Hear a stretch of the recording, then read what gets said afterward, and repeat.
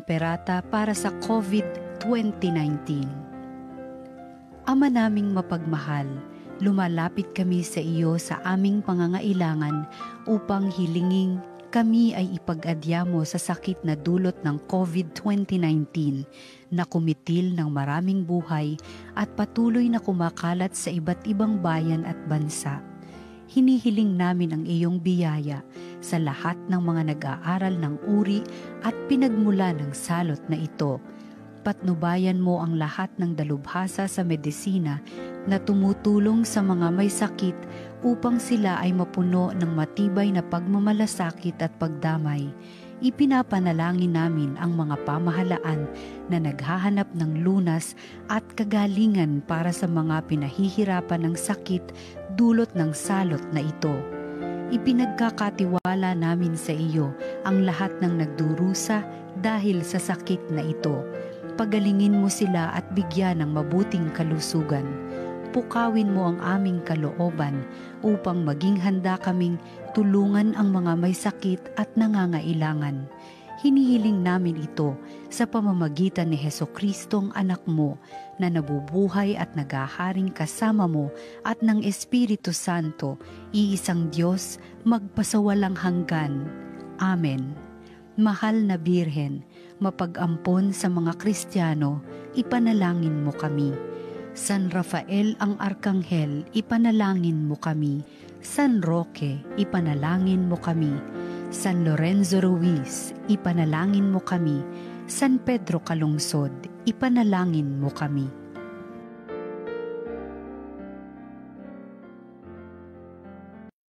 Orasyon. Ngayon, inyo nang papakinggan ang programang Walang Personalang Trabaho Lang Anytime, Anywhere, Worldwide. Basta't may internet, pwede ka nang tumutok saan mang dako. May napapanahong mga balita, buhat sa lokal, national at international. Bibigyan daan din ang mga pagbati mula sa inyong mga mahal sa buhay sa ibayong dagat. Sapagkat ang palatungtunang ito ay para din sa ating mga kababayang OFW. Ito na ang inyong pagkakataon. Reklamo, sumbong, issue at mga balita na mula pa sa ibang bansa. Madali na may papaabot sa bawat Pilipino. Pwede rin ulit-uliting panoorin sa YouTube. I-type lang ang Radyo ng Masa, Entertainment Net Radio. Walang personalang trabaho lang. Online Net Radio. Kasama ang kakampi nyo sa radyo, veteranong broadcaster, Ronald Mula.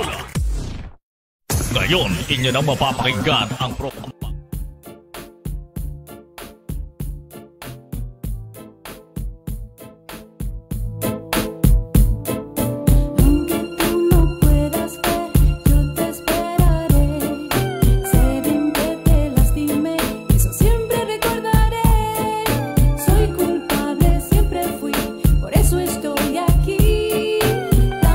Okay, isang mapagpalang araw ho sa aming mga giliw na tagapakinig mula Luzon, Visayas at Mindanao.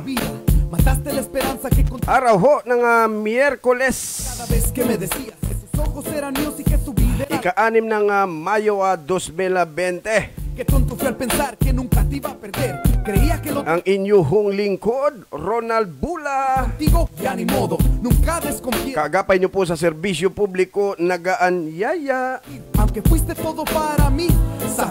Samahan niyo po ako sa loob ho ng isang oras na balitaan at talakayan. Siyempre dito lang ho sa programang Walang Personalan. Trabaho lang. Siyempre dito lang ho sa impila ng Radyo ng Masa, Entertainment Net Radio. Worldwide po tayong mapapanood at mapapakinggan. Kaya doon sa aking mga FB friends, mga chatmate, abay maari na ho kayong magkomento sa aking Facebook account at sa Facebook page ng Radyo ng Masa, Entertainment Net Radio. At doon naman ho sa may mga reaksyon, suwestyon, sumbong at panawagan. Abay wag ho kayong magkatubiling tumawag at mag-text sa aming text line numbers na nasa baba ho ng aming TV screen. Maaari nyo rin akong tawagan at text sa aking mobile numbers 0939-717-6666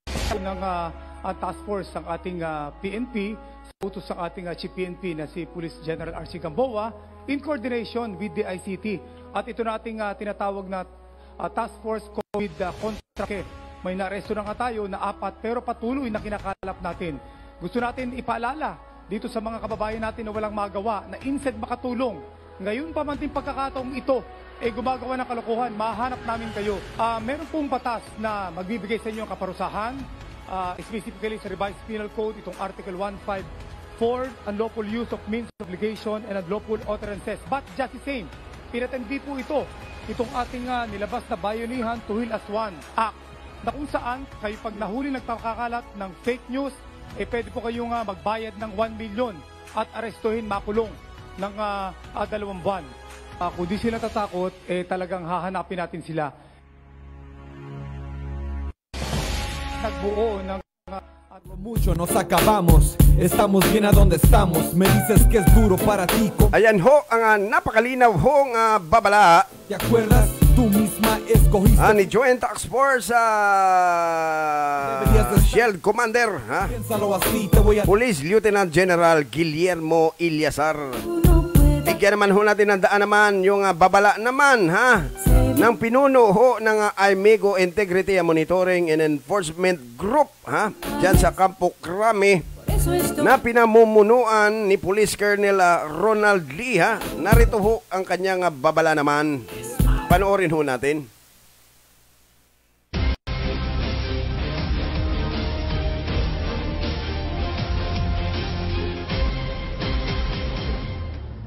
Ang Integrity Monitoring and Enforcement Group ay nakikisa at sumusuporta sa direktiba ng aming hepe ng pambansang pulisya, General Archie Francisco Gamboa, ang no-take policy sa lahat ng uri ng tiwaling gawain.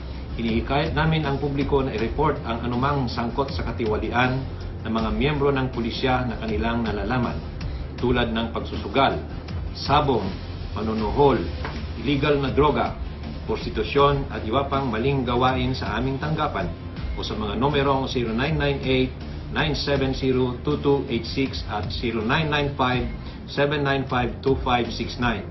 Patuloy po naming gagampanan ang aming tungkulin upang linisin ang aming hanay para mapanatili ang integridad at moral ng pambansang pulisya.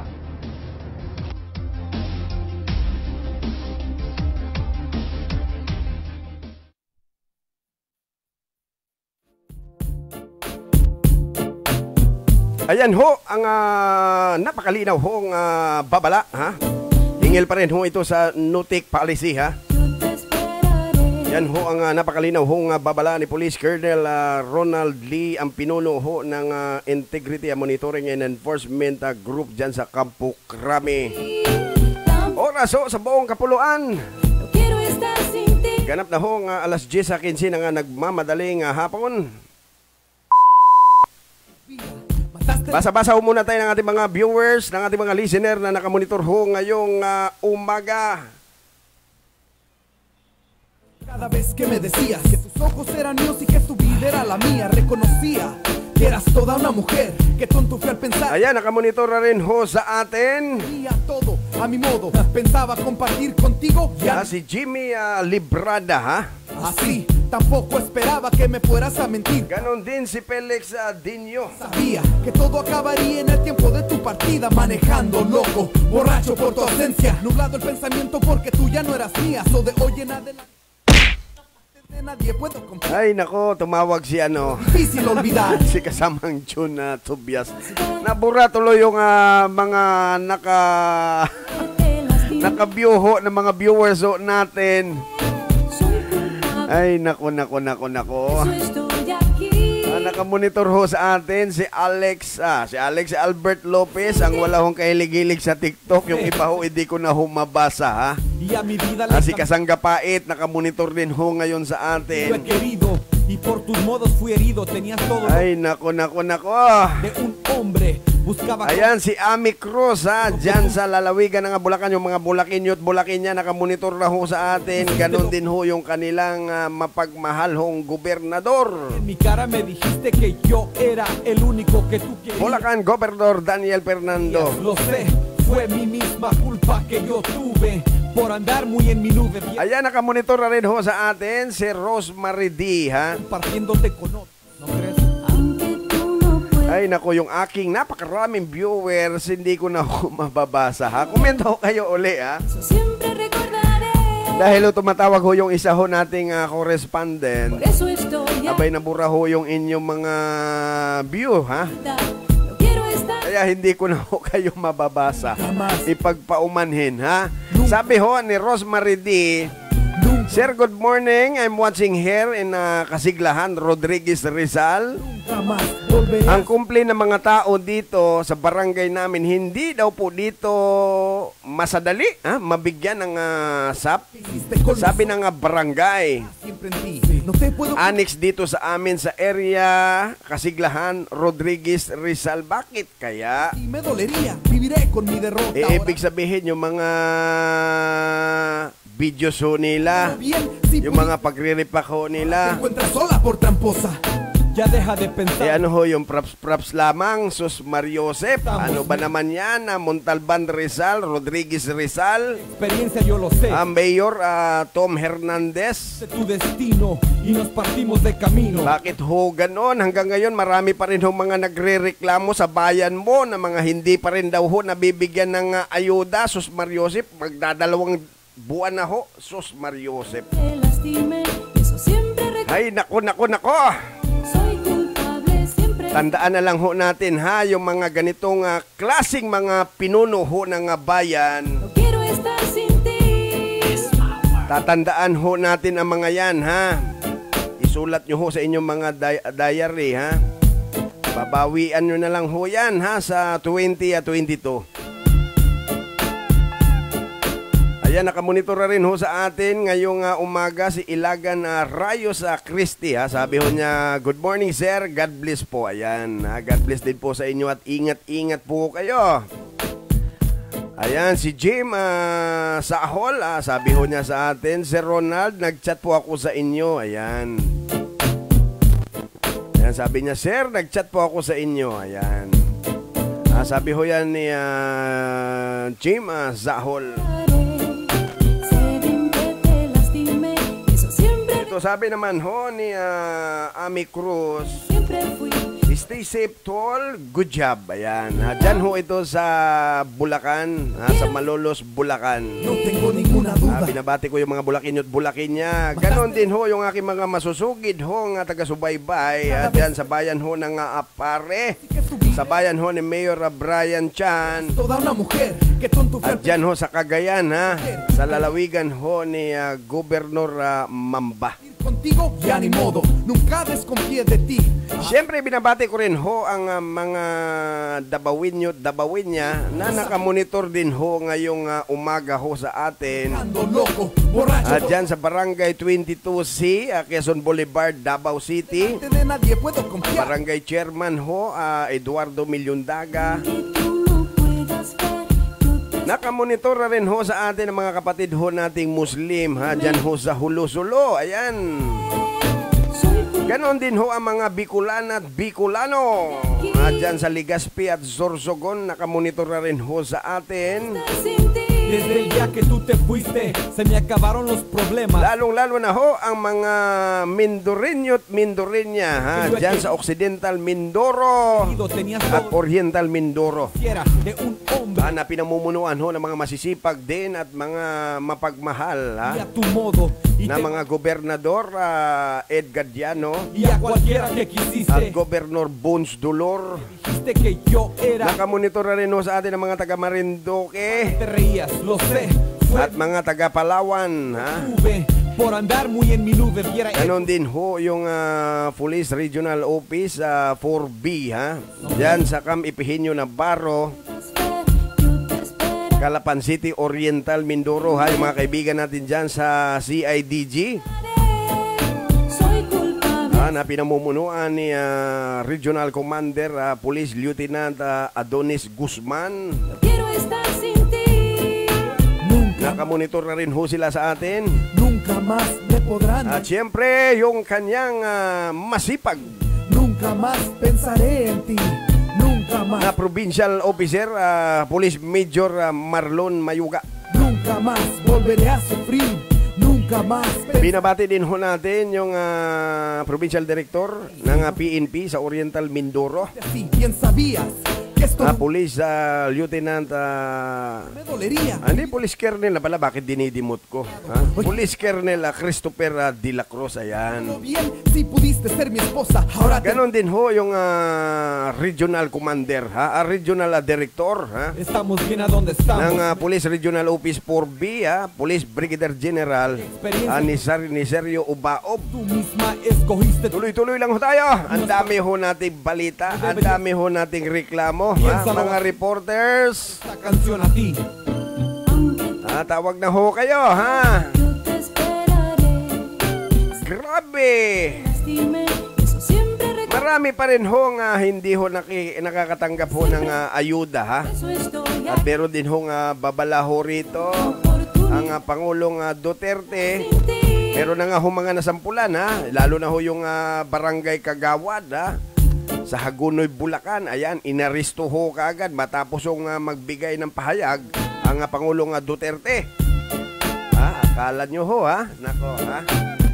Ang dami ko hong napapanood sa social media, kung saan ang sangkot ho lagi sa mga korupsyon, hingil ho dito sa SAP, sa Social Amelioration Program. Karamihan ho puro mga barangay opisyal, mga kupitan, mga kupitana, No puedas ver, yo te esperaré. Ay, nako. Dime que te lastime. Pero bago ho yan, siyempre basa-basa ho muna tayo, Soy culpable, siempre fui. Por eso estoy ng ating mga listener, ng ating mga viewers na nakamonitor ho ngayon. Andyan na ho si Weng Soriano Onyate, ¿Qué has hecho con tu ang vida? ating OFW, Sabi ho niya sa atin, good morning, Sir Ronald, lit na sa higaan pa. Que tu vida era la mía, reconocía que eras toda Ito una... sabi naman ng chairman of the board ng Memarupa PNP Press Corps Pensaba compartir contigo, ya ni modo. na si Sandy Soriano Pabati. Ayan, binabati ko ho yung mga Soriano family, Que fuiste todo para mí. dyan sa Oriental Mindoro. De tu partida manejando loco. At tabayanan din ho natin ang report, Tú ya no eras mía, so de... ng ating kasama si June Tobias. Hingil pa rin ho ito sa ayuda ho sa Social Amelioration na program ng DSWD. Abay, kinuyog daw ho, ang tabayanan ho natin ang report na yan, ng ating kasama si June Tobias. Tuloy-tuloy lang ho tayo. siempre fui. Por eso estoy aquí. Dame otro Mga reporters, pwede na ho kayong tumawag.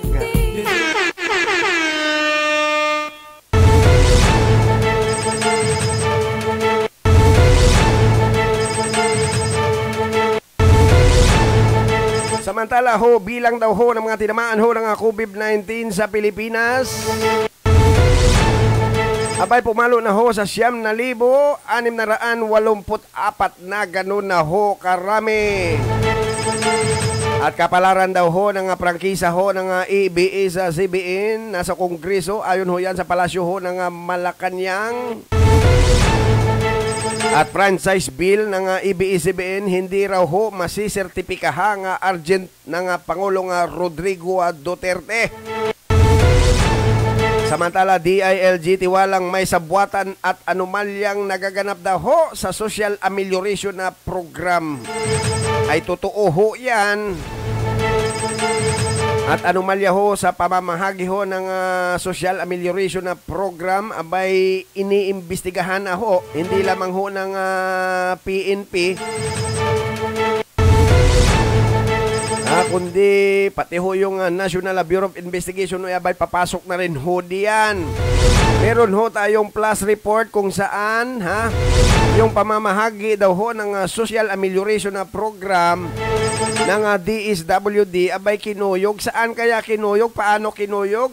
Kasamang June Tobias, paki-report mo nga. Yes, magandang umaga kasamang Ronald. Tinatayang aabot mahigit 7,000 kabuuan dami ng nagsisikuha ng cash benefit sa ilalim ng Social Amelioration Program na kinuyog ng mamamayan mula Lunes, Martes at ngayong Miyerkules ay medyo rest sila sa second bat. Ang second bat na sinasabing sa Miyerkules o Huwebes ay aabot pa sa 3,000 mahigit dito sa Barangay Bagbag, Novaliches, Quezon City. Sa nasabing unang batch, ang enhanced community quarantine, social distancing at pagsuot ng face mask ay maayos namang ipinatutupad sa gitna ng libu-libong katao na pila kung saan nakaupo sa silya ang mga senior citizen buntis habang nakatayo ang iba pa na ang pila ay mula Quirino Highway paikot sa Franco Street at Don Julio Street, Bagbag Market na magtatapos sa Bagbag Elementary School ng nabanggit na barangay kung saan aabot sa kilometro ang haba ng pila.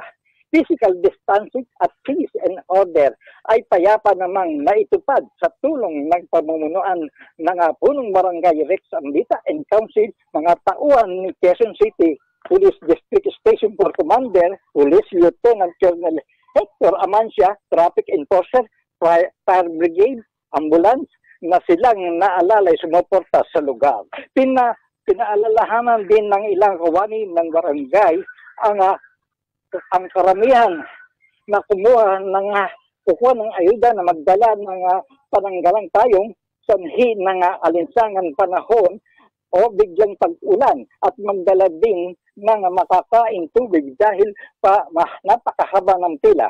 Napag-alaman ang pamamahagi ng ayuda cash assistance, posibleng abutin pa ito kinabukasan Miyerkules o Martes o Huwebes dahil sa sobrang ang dami ng mga nagsisitwa ng ayuda dito. Malamang baka bukas pa ako, dala ako, hindi pa rin nakakatanggap ng ayuda mula sa DSWD. Ito may karagdagan tayong ulat kasama ng Ronald. Dagdag balita, alok ng pabuya si Pangulong Rodrigo Duterte ayon kay Secretary Spokesman Harry Roque, magbibigay ng cash 30,000 pesos ang Pangulo sa sinumang makapagbibigay ng impormasyon laban sa mga lokal na opisyal na mapapatunayan kinukurakot ng mga ito ayuda sa ilalim ng Social Amelioration Program. Ayon pa kay Roque, kagustuhan ng Pangulo na masawata ang insidente ng pangungurakot sa mga ayuda na ibinibigay ng mga mahirap ayon ay cases ng COVID-19. Ayon pa sa Pangulo, ito ang mabigat. Ayon pa sa Pangulo, kaya natin to, Sir Ronald. Ayon pa sa Pangulo, hindi dapat ibigay sa mga lalaki ang cash assistance dahil ginagamit umano ng mga ito ang kakukuhang ayuda sa kanilang mga bisyo. Mas mainam niya ibigay ang cash assistance sa mga misis o ilaw ng tahanan upang hindi pa ito mapunta sa mga batugang mister. Ay, hindi tayo ganoon.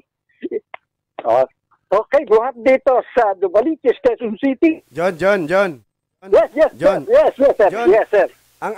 Ang atas ng Palasyo ng Malacanang sa DSWD at sa mga LGUs natin, mag-house to house para sa social amelioration na program. Bakit naman dyan pinapipila ng mga opisyal? Yun nga nito, nakakapagtataka sir. Bakit mula Lunes hanggang ito pa nga, mayroon pang second batch na hindi pa natatapos. Ang bilang pala dito, umaabot ng 7,000 plus ang mga taong kukuha ng ayuda ng DSWD. Bakit aabutin pa ng Lunes o Martes o Miyerkules? Hanggang bukas pa yata, Huwebes. Kala ko, hindi pa rin nakakakuha sir. John, pakikunan mo nga ng video yung pamamahagi dyan para meron tayong dokumento. Meron akong video kahapon at saka nung Lunes. And then ngayong Miyerkules, nagpunta ako para alamin ko ang ayuda tungkol sa 3,000 katao na hindi pa nababagyan. Nagpunta ako ngayong umaga, walang pila ngayon. Dahil ang katwiran ay inaayos pa raw ang ayuda. Itong hindi pa nabibigyan na 3,000 plus na katao. Wala akong makunan. Yes, sir. John, nandiyan ba si Colonel Hector Amancia? Yes, sir. Yung mga tauhan niya, sir, maayos naman na nagpapatupad ng peace and order. Bagamat, noong Martes, pinapaulat dito na hold up na isang lalaki kumuha ng ayuda, pumila ng alas 8. Dahil alas 8 ng umaga, pagdating ng pinagabihan ay nakuha hold up ng hindi kilalang mga suspect ang ayuda ng tao. Okay, go ahead, John. Yes, sir. Yan ang ating naiulat dito sa paligid namin. Nakikita ko ang mga observation. Kahit ako'y wala pang ayuda, pero hindi naman ako batugan, mister. Ito ang programang walang personalan, trabaho lang. Radyo ng Masa Entertainment Net Radio. Jun Tobias, reporting. Okay, maraming salamat sa iyo kasama mga June Tobias. Ayan, nakamonitor na rin ho sa atin ngayong umaga si Wilfreda Valdez. Dyan sa Rodriguez Rizal. Sabi ho niya sa atin, good morning boss. God bless always. At siyempre, ingat ka rin dyan ha. Dahil balita ko mataas-taas na rin ang bilang ng mga kaso ng COVID-19 dyan sa Rodriguez Rizal. Ito sabi naman ni Tom Lopez.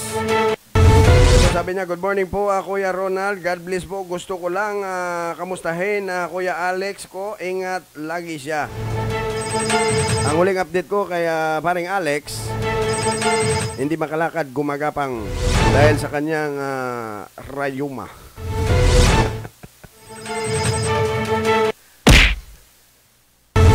Kahapon kausap ko siya, ha? Kausap ko siya kahapon, Tom. Okay na raw siya, ha? Pwede na raw siya, ha? Kahit saan.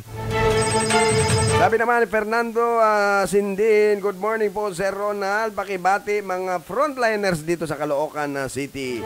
Ayan, yung mga frontliners dyan sa Caloocan City, ingat-ingat ho kayo mga sir, mga madam, ha? Dahil hindi ho biro itong kalaban ho natin, hindi ho ito nakikita.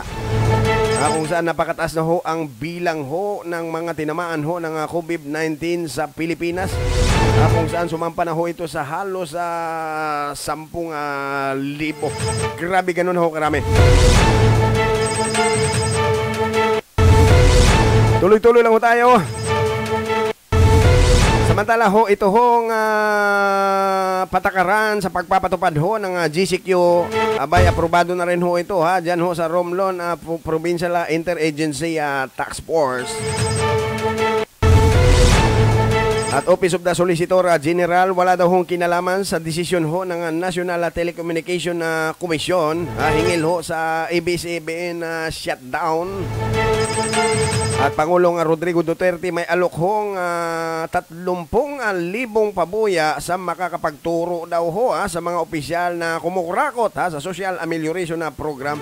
Ang tanong nga pala, saan nga pala kukunin ito, Pangulong Digong, ha? Ano ho, Pangulo? May mga nagkokomento rin ho dito sa programa ho namin, Mr. President. Baka daw ho, sila naman daw ho yung risbakan ng mga LGUs na ituturo ho nilang nangurakot. Paano naman daw ho yung kanilang proteksyon? Pwede raw ho bang itago yung kanilang mga pagkakakilanlan, Mr. President?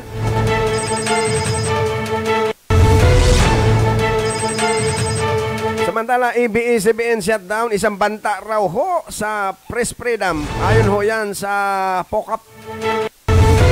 At Department of Justice, pinakikilos na ang Kongreso sa franchise renewal ho ng ABS-CBN. At meron hong malungkot na balita. Isa na naman hong radio broadcaster. Abay, patay ho sa pananambang dyan ho sa Dumaguete City.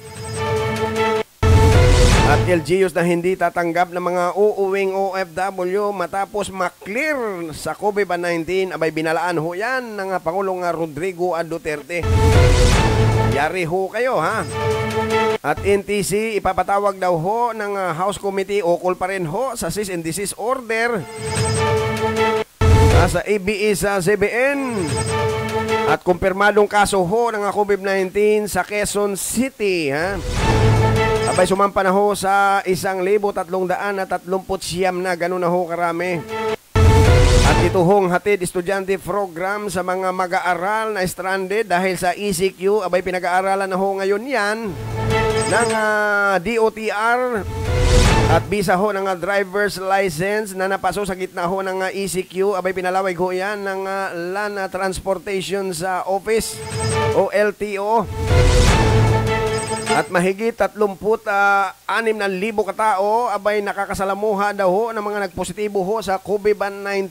Ayon ho yan sa kagawaran ng kalusugan. Samantala, PhilHealth, pinabulaanan ho ang umano'y 180 milyong utang nila sa UST Hospital. At COVID-19 cases ho sa probinsya ho ng Quezon, abay sumampa na rin ho sa 69, gano'n na rin daw ho karami. Samantala, DILG nakatanggap na ng 2,000 reklamo laban sa mga LGUs na lumabag daw ho sa ECQ protocols. Ang dami ho niyan, ha? Lalo na ho kanina yung kababalita lang ho ni kasamang Jun Tobias. Imbis na ho house to house itong ating mga LGUs, itong ating mga kawani ng DSWD, abay pinapipila ho nila, napakahaba raw ho ng pila hanggang sa mga oras na ito. Diyan daw ho sa Quirino Avenue, Sus Mario Joseph, ano ba naman yan? DILG Secretary Eduardo Anyo. Samantala, National Telecommunication Commission official, abay ipapakontempt daw ho ng Kamara kung di papayagang mag-operate ang ABS-CBN. Ganon. At ito ho nga pagbubukas ho ng klase, abay itinakda na ho sa Agosto 24. Ayon ho yan kaya DepEd Secretary Madam Briones. At ABS-CBN shutdown, isa raw ho itong pag-atake sa press freedom o free press. Ayon ho yan sa Amnesty International. So tuloy-tuloy lang ho tayo. Solicitor General, hingil ho sa usapin ho ng pagpapatigil sa operasyon ho ng ABS-CBN.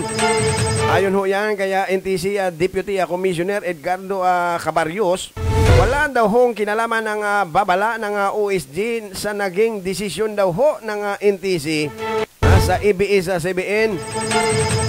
Ayon kaya Cabarrios, mabuti itong pinag-aralan ng legal team ng komisyon bago naglabas ng desisyon. Giit ho ni Cabarrios, hindi kailanman nag-issue ang NTC ng provisional authority sa anumang expiring congressional franchise.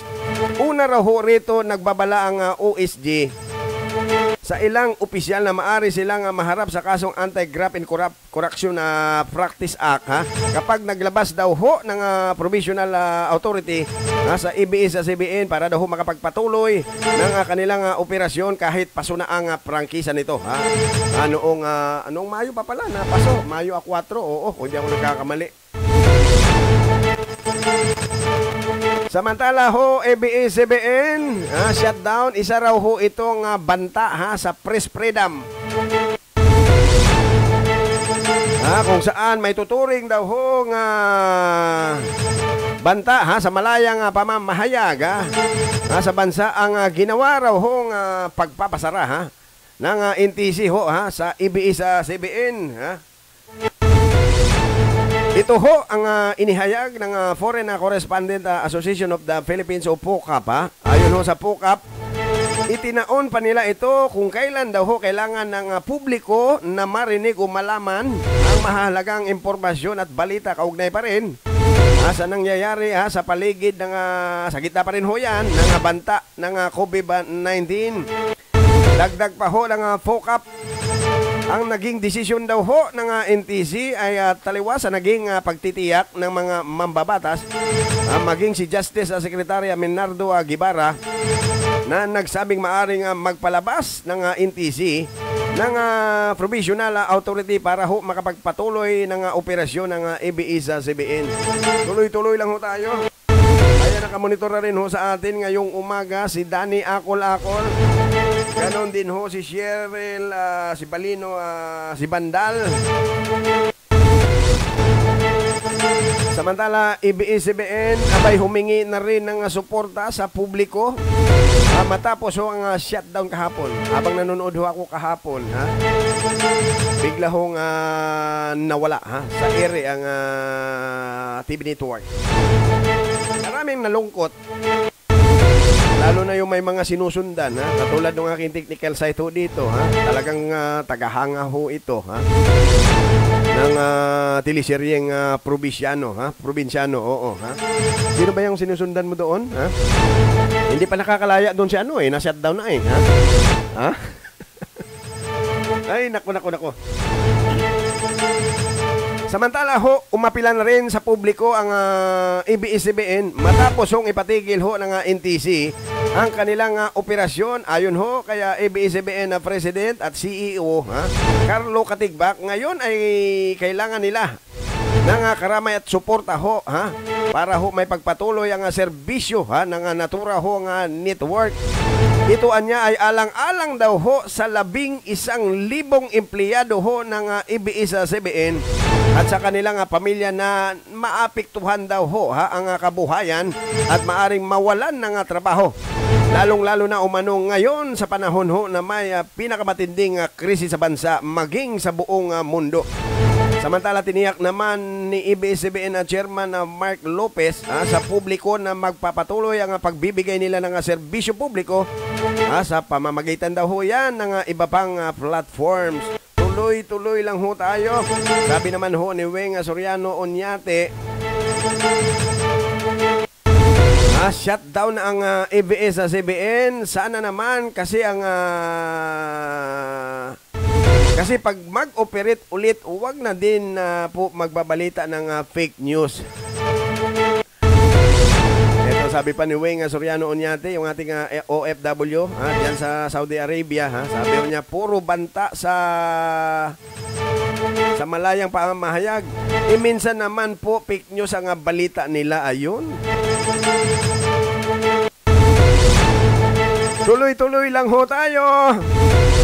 Samantala ho, Department of Justice pinakikilos na rin ang Kongreso sa franchise renewal ho ng ABS-CBN.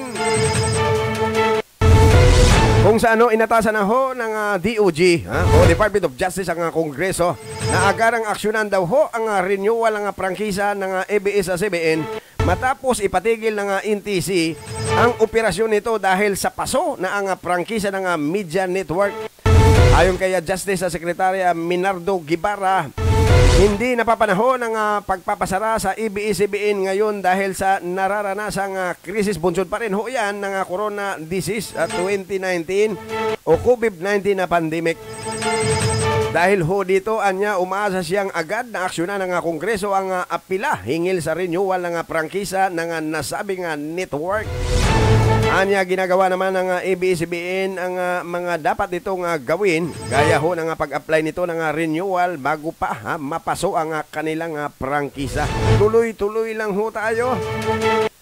Tabayanan ho natin ang report ng ating kasamang si Niel Ferrer dyan sa Oriental Mindoro, kung saan nalulungkot daw ho ang maraming Mindoreño sa biglaang hong pagpapasara o pag-shutdown ho dito sa TV network.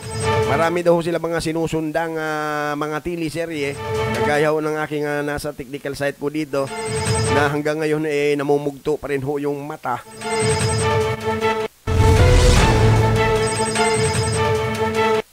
Ay nako, na-miss daw ho niya si Cardo Dalisay. Tuloy-tuloy lang ho tayo. Samantala ho, ABS-CBN shutdown, isa raw hong pag-atake sa press freedom. Kung saan tinawag ho na pag-atake daw ho sa malayang pamamahayag ng Amnesty International ang inilabas hong kautusan ng NTC na cease and desist order laban ho sa ABS-CBN sa kasagsagan ho ng pandemyang coronavirus disease. Ayon kay Director Boots Ulano ng Amnesty International Philippine Section, dapat na agarang kumilos daw ho ang gobyerno sa natura hong issue upang manatiling on air ang ABS-CBN. Anya ang huling hakbang laban daw ho sa ABS-CBN ay nangyari pagkatapos ng paulit-ulit na pag-atake ni Pangulong Rodrigo Duterte sa mismong network. Kasunod rin anya ito ng legal na pagbabanta ng mga otoridad laban sa mga taong pumupuna sa pagtugon ng gobyerno sa pandemyang COVID-19. Kung saan itunuturing ni Ulano na isang madilim na araw para daw ho sa kalayaan ng media ang naging desisyon daw ho ng NTC na nagpapaalala daw ho ng martial law. Grabe. Samantala ho, franchise bill ng ABS-CBN, abay hindi raw ho ito masisertipikahang urgent ni Pangulong Rodrigo Roa Duterte. Basa-basa muna tayo ng ating mga viewers na nakamonitor ho ngayon. Sabi ni Weng Soriano Onyate, puro banta sa malayang pamahayag. Minsan naman po, fake news ang balita nila. Ito, dagdag pa ni Weng Soriano Onyate, gaya na ginawa ng INC po noon. Kaya nakamonitor na rin ho sa atin si Rowena Eugenio Mariano, isa rin ho sa mga masugid ho nga taga-subaybay, yung mga OFW ho natin. Ingat-ingat ho kayo dahil napakataas na ho talaga ng kaso, hindi ho bumababa.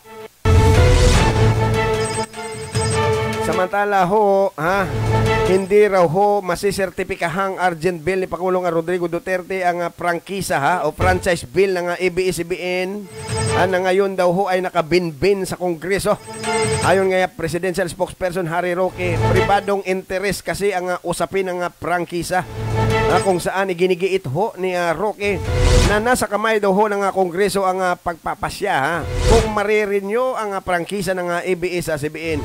Isang buwan anya ang sesyon ng Kongreso at kung talagang porsigido ang mga mambabatas, kakayanin ng mga ito na makapagpasa ng batas para mabigyan ng prangkisa ang naturang TV network.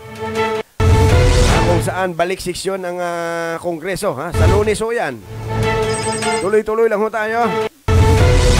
Samantala, isang radio broadcaster naman ng pinagbabarel, tinambangan sa Dumaguete. Patay ho ang isang radio broadcaster matapos hong pagbabarilin sa Villa Amada, Barangay Dar, Dumaguete City. Alas 8 ho yan ng gabi. Kung saan nakilala ho ang biktimang si Rex Cornelio. Broadcaster ho ng programang Pukpukin Mo Baby ng Energy FM 93.7 FM. Nabatid na pauwi na raw ho ang biktima ng pagbabarilin ng 5 bisis ng mga suspect, kung saan isinugod pa ho ang biktima sa Silliman University Medical Center, subalit idiniklara na ho itong dead on arrival. Nakakalungkot. Tuloy-tuloy lang ho tayo. Grabe. Oras ho sa buong kapuluan. Ganap na ho nga alas 10:50 na nga nagmamadaling hapon. Samantala ho, bilang ho ng mga tinamaan ho ng COVID-19 sa buong Pilipinas, abay sumampa na ho sa 9,684 na kung saan lumulobo na ho ang bilang ng mga kumpirmadong kaso ho ng COVID-19 sa Pilipinas. Sa huling datos ho ng DOH o Department of Health hanggang nitong Martes ng hapon, abay sumampa na ho sa 9,684 na ang tinamaan ho ng nakakahawang sakit sa bansa, kung saan 179 ang bagong napaulat ho na kaso. Sa nakalipas daw ho yan na magdamag, ganun na ho karami. Sa nasabi ho nga bilang, 173 o 87% ay mula daw ho yan sa National Capital Region.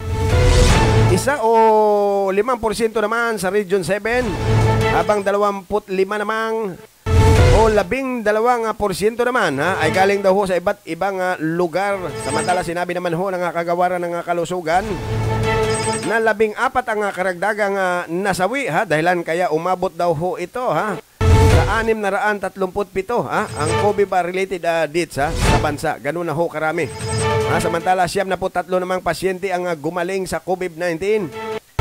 Bunsod nito, 1,408 ang total recoveries ng COVID-19 pandemic sa Pilipinas. Tuloy-tuloy lang ho tayo. Antabayanan ho natin ang report natin mga reporters na nasa labas ho ng himpilan.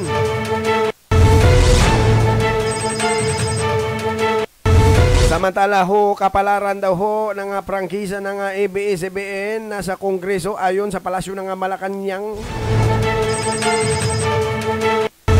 Kung saan ipinapaubaya na ho ng palasyo ng Malacanang sa Kongreso ang pagpapasya sa kapalaran ho ng prangkisa ng ABS-CBN. Ito'y matapos hong mag-off-air o mawala sa ere ang ABS-CBN kagabi bilang pagtalimaran rin ho yan sa utos ho ng National Telecommunication Commission o NTC na cease and desist order matapos hong mag-expired ang kanilang prangkisa.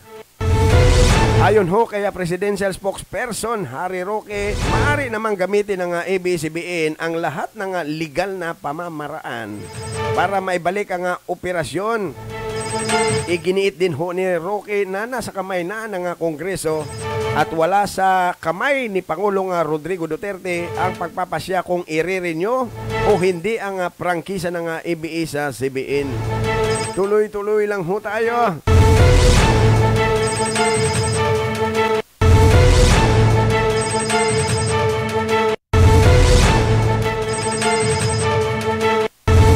Tabayanan ho natin ang report. Ating kasama si Niel Ferrer.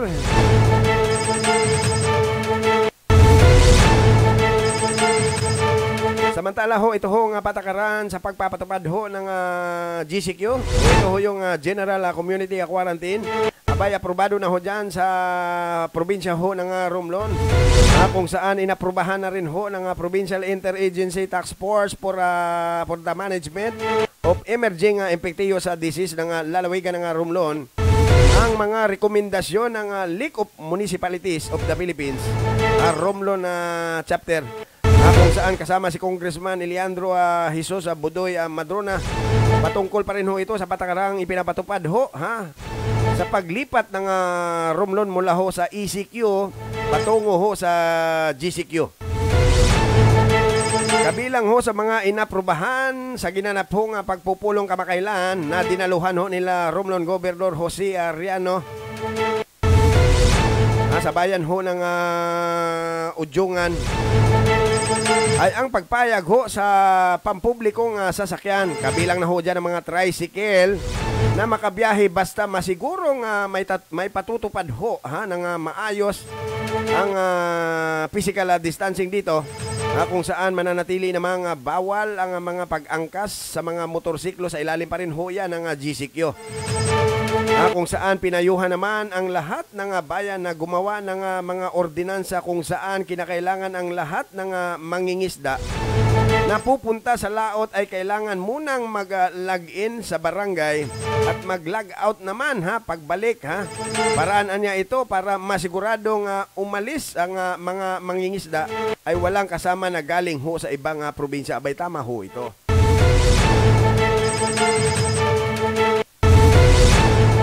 Samantala ho, magpapatuloy naman ang pagsusuot din ho ng mga face mask sa buong probinsya ho ng Romblon.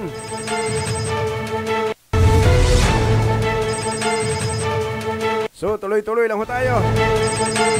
Sa mga hindi naman ho nakakaalam, ito hong bagong ngayon, itong GCQ nga, itong General Community Quarantine, itong new normal.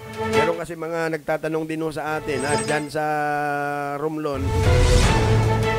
Sa mga hindi ho nakakaalam, ito hong GCQ o new normal. Ito hong new normal, ang tawag ho sa ating pamumuhay ho ngayon, sa mga ilang lalawigan na meron hong mababang kaso ho ng COVID-19, gaya ho ng probinsya ho ng Romblon.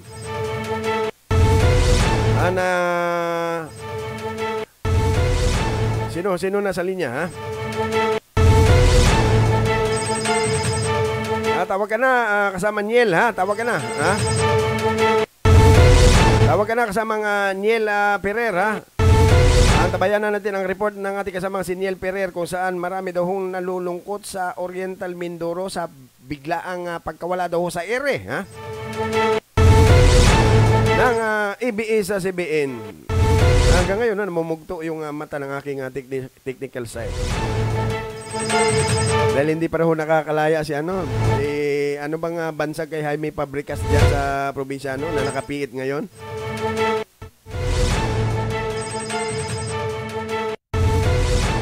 Oo, si Lolo Dilpin. Oo, hindi pa raw nakakalaya. Bigla na hong na-shutdown. Sus Mariosep. Ay, nako. Samantala ho, ipinapaabot ho ng mga walang kapagurang mga masisipag ho, mapag-aruga at mapagmahalo na Romblon Gobernador Jose Reano at Romblon Congressman Bodoy Madrona. Ito pa rin, hingil pa rin ho ito sa GCQ kung saan kumikilos, nakakakilos at gumagalaw sa sistema ng bagong panahon kung saan ho abay, mandatory pa rin ho ang pagsusuot ho ng mga face mask paglalabas at pag tayo ho lumabas ho sa ating mga tahanan kung saan bawal pa rin hong gumala sa lansangan at maglamierda dahil pa rin ho mayroong ipinapatupad na curfew dyan sa probinsya ho ng Romblon. Bawal din ho ang pagtitipon o magtitipon, kailangan isang metro ho ang distansya ng mga magkakausap. Mahigpit din ho ang ipinagbabawal ang maglamay sa mga burol mga burol ho ng mga patay. Lalong-lalo na ho hindi yung mga hindi ho kamag-anak. Lalong hindi rin daw ho pwede ang mga magkakaangkas sa mga motorsiklo yung mga motorsiklong single isa lang ho ang pinapayagan hong pasahero ho ng bumabiyahe ng mga tricycle at hindi rin ho pwedeng magkatabi ang sasakay ng van o sa mga kotse ganun ho katindi itong GCQ Napakarami ho at sandamakmak pang bawal na dapat ho nating sundin bawat minuto, bawat oras.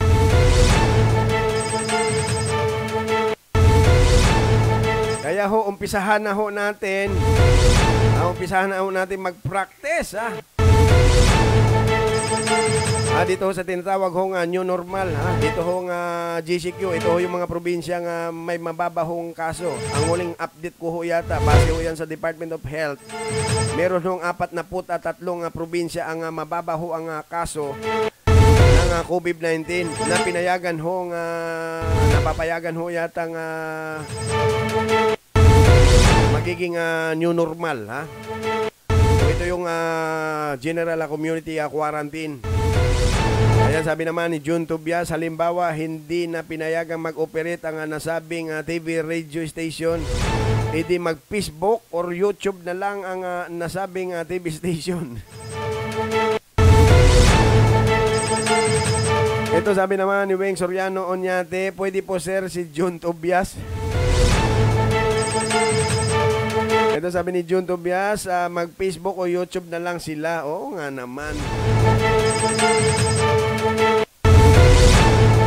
Ito sabi naman ni Shirley Sabilino si Bandal. Sir Ronald, gusto kong kamustahin sila Mama Mela Bola at si Mama Linda Bola sa Davao. God bless you. Ayan.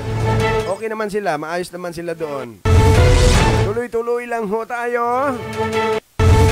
At bilang ho ng mga kumpirmado ho ng COVID-19 sa lungsod ho ng Maynila, abay pumalo na rin ho sa 782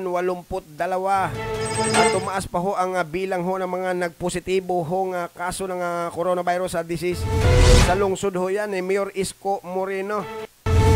Ayon ho sa huling datos ho ng Manila Public Information Office, pumalo na raw ho ito sa 782 ang bilang daw ho ng mga nagpositibong kaso sa lungsod. Ganun na ho karami. Kaya ho yung Tondo ho abay nagdeklara na ho dyan ng hard lockdown. Sa nasabi hong bilang, 577 ang mga active hong kaso. 12 naman ang naitalang bagong kaso na tinamaan ho ng virus, kung saan umabot na ho sa 132 ang bilang ho ng mga nakarecover sa natura hong sakit, kung saan meron naman hong 1,048 ang suspected cases, habang 32 naman ang bilang ng mga probable. Samantala, nananatili hong nasa 73 ang bilang ho ng mga namatay dito ho sa COVID-19. Yan ho yan sa lungsod ho ng Maynila. Nangunguna pa rin ho dito ang Quezon City. Samantala ho, meron hong 43 probinsya na walang bagong kaso ho ng COVID-19. Ayon ho yan sa kagawaran ng kalusugan. kung saan mahigit 40 probinsya sa bansa ang hindi nakapagtalaho ng bagong kaso ng COVID-19.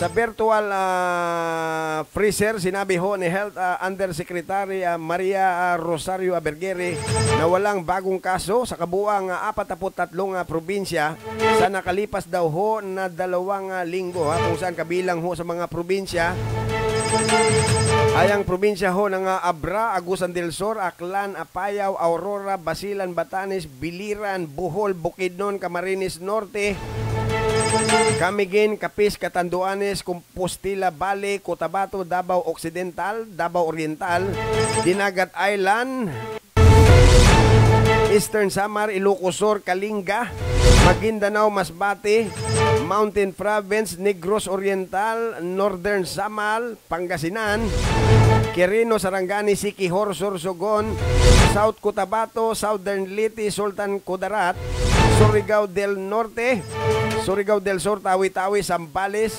Zamboanga del Norte at Zamboanga, Sibugay. Yan ho yung 43 probinsya na mababaho ang kaso ng COVID-19. So tuloy-tuloy lang ho tayo. Samantala ho, ito ho ang pagbubukas ho ng klase. Abay, itinakda ho yan ng kalihim mo ng DepEd sa Agosto 24 daw ho. Kung saan ito ho ang inanunsyo ni Education Secretary Leonora Briones na inaprubahan na ng DepEd Executive Committee na magbubukas daw ho ang school year 2020 at 2021 sa darating daw ho na Agosto 24. Sinabi ho ni Briones na ang kanilang desisyon ay alinsunod pa rin daw ho yan sa isinasagawang konsultasyon at sang-ayon daw ho dito sa Republic Act 7977 kung saan itinakda na ang pagbubukas ng klase ay sa unang Lunes daw ho yan ng Hunyo pero hindi lalagpas sa huling araw daw ho ng Agosto. Ayon kay Briones, hindi raw ho kailangang physical na pagpasok sa mga paaralan ang mga mag-aaral, lalo na sa mga lugar na mataas ang bilang ng mga nagpositibo ho sa COVID-19. Kung saan ipiniliwanag din ho ni Briones na gagawin ng pag-aaral sa pamamagitan daw ho yan ng online o virtual setup. Gayon din sa telebisyon at radyo lalo na sa mga malalayong lalawigan na walang internet connection o walang access sa telebisyon. Maari din daw i-imprinta ang mga reading materials at sa bahay na lamang daw ho mag-aral ang mga bata, lalo na ho sa mga lugar na walang access na mga gadgets o modernong kagamitan.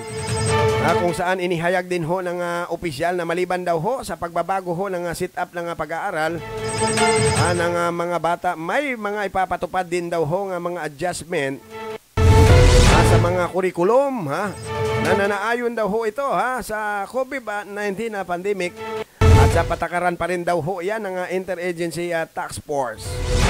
Kung saan kinumpirma rin ho ni Secretary Briones na lahat ng mga malalaki at pambansang aktibidad ng DepEd, gaya ho ng mga palarong pambansa at ay pansamantalang kansilado daw ho yan sa school year 2020-2021. Tuloy-tuloy lang ho tayo. Sabi naman ni Jun Tobias, ang radyo ng masa kahit walang TV station ay kilala na kahit saang bansa nakaabot ang balita at nakakatulong din sa publiko ang radyo ng Masa Entertainment Net Radio. Kahit walang TV station, di ba? Sus Mario pa yan. Ayun o yan kay John Tobias. Wala na ho tayong oras. Ayan, nakamonitor din ho sa atin si Mel Asentino na uhaw na rin ho sa Red Doors. Grabe ho yung ginamit na karo dyan sa Binmali, Pangasinan. Ginamit ho yung karo ho ng patay. Kung saan karga-karga ho yung kabaong imbis na ho patay ho yung karga. Abay, akalain nyo ba naman sangkatuta ko na Hinebra San Miguel? Para ho makalusot sa checkpoint. Para-paraan ho yan Ang problema hindi ho sila nakalusot sa pulis. Ay, nako. Wala na ho tayong oras. Oras na ho para tayo ho'y pansamantalang magpapaalam. Sabi naman ni Ami Cruz, galing mo tol. Tú te fuiste, se me acabaron los problemas y a mi vida le cambiaron los temas. Wala na hong oras. Oras na ho para tayo ho pansamantalang magpapaalam. Meron pa rin ho akong coverage, meron ho akong lakad. Meron ho akong importanteng lakad. Y a tu modo y te kahit pangiti-ngiti lang ho ako, abay. Y a cualquiera que quisiste y todavía en mi cara medyo nakakalungkot ho, ha?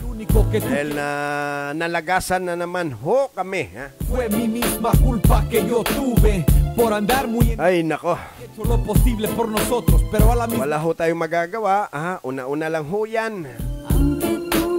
Wala na hong oras. Salamat ho sa inyong pagtangkilik, panonood, pakikinig at siyempre pagsubaybay. Ang inyong lingkod, kaagapay nyo po sa serbisyo publiko, Ronald Bula, kasapi ho ng KBP o ang kapisanan ng mga broadcaster sa Pilipinas. Nagiiwan ho ng isang God is good all the time. At meron ho akong paalala sa aking mga listener, aking mga viewers, na manatili ho tayo sa ating tahanan, stay at home, ha? Palagi ho nga maghugas, magsuot ho ng face mask kapag lumalabas. Pairalin pa rin ho yung social distancing. Higit ho sa lahat, lagi ho tayong sumunod, ha? Kung ano man yung utos ng gobyerno. Bye-bye. Que a mí sí me dolería. Viviré con mi derrota. Ahora vete por tu lado. Ngayon, kinang mapapakinggan ang programang walang personalang trabaho lang anytime, anywhere, worldwide. Basta't may internet, pwede ka nang tumutok sa anumang dako. May napapanahong mga balita, buhat sa lokal, national at international. Bibigyan din ang mga pagbati mula sa inyong mga mahal sa buhay sa ibayong dagat. Sapagkat ang palatuntunang ito ay para din sa ating mga kababayang OFW. Ito na ang inyong pagkakataon. Reklamo, sumbong, isyu, mga balita na mula pa sa ibang bansa. Madali nang may papaabot sa bawat Pilipino. Pwede rin ulit-uliting panoorin sa YouTube. I-type lang ang Radyo ng Masa, Entertainment Net Radio. Walang personalang trabaho lang, online net radio. Kasama ang kakampi nyo sa radyo, veteranong broadcaster, Ronald Bula. Ngayon,